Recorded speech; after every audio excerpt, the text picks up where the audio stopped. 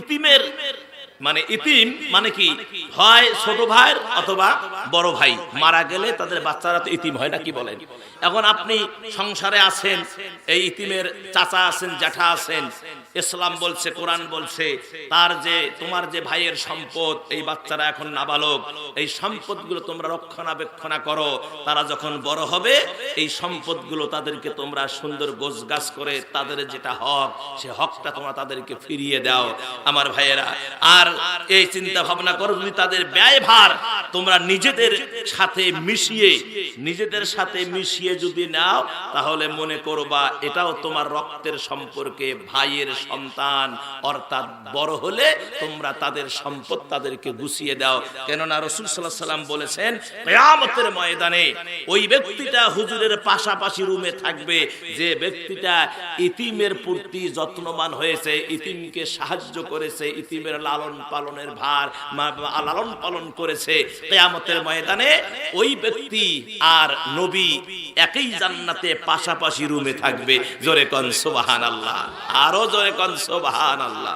বিদায় আমার মুসলমান ভাইয়েরা, আল্লাহ রাব্বুল আলামিন কুরআনুল কারীমের ভিতরে আরো সুন্দর করে বললেন যে যারা ইতিমের মাল ভক্ষণ করে তারা মূলত ইতিমের মাল ভক্ষণ করে না, মূলত তারা আগুন ভক্ষণ করে।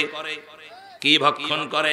আগুন ভক্ষণ করে। আল্লাহ পাক সূরা নিসার 10 নম্বর আয়াতের মধ্যে আল্লাহ পাক জানায়া দিলেন, ইন্নাল্লাযীনা ইয়াকুলুনা আমওয়ালাল ইয়াতামা যুলমান ইন্নামা ইয়াকুলুনা ফি বুতুনিহিম নারা ওয়া সায়াসলাউনা সাঈরা।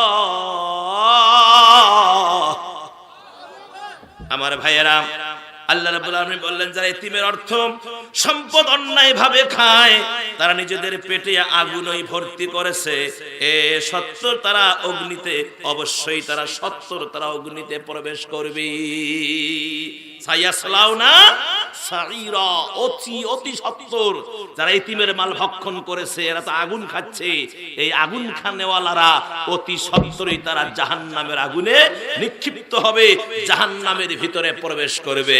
বিধায় ইতিমকে ঠগনেওয়ালা পার্টি যারা আছেন হুঁশিয়ার হয়ে যান, হুঁশিয়ার হয়ে যান। এই ওয়াজগুলো তো ওই বড় বড় বক্তারা করে না, কথা কন ঠিক কিনা? ওরা তো আসিয়ে দুই চারটে গান, ওই আমেরিকা কয়বার গেছিল, ব্রিটেন কয়বার গেছিল, এগুলা উচ্চাঙ্গের কিছু ওয়াজ দিয়ে 1 লাখ টাকা নিয়ে গন্তে গন্তে বাড়ি চলে যায়।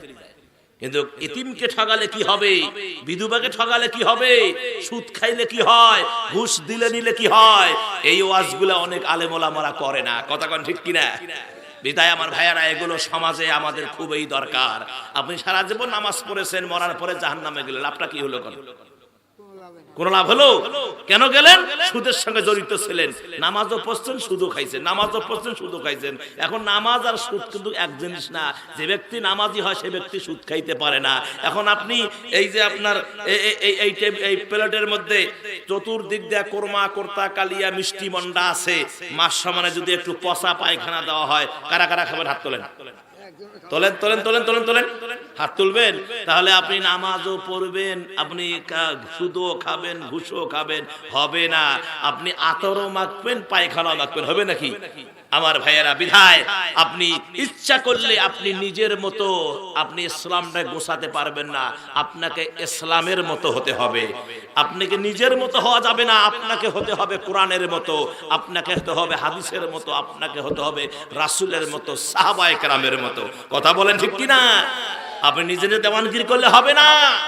বিদায় আমার মুসলমান ভাইয়েরা, রাত যেহেতু গভীর হতে যাচ্ছে, 1টা বেজে গেছে কাছাকাছি, আর সময় নষ্ট করতে আমি চাই না। বাদ বাকি আলোচনা পরে হবে।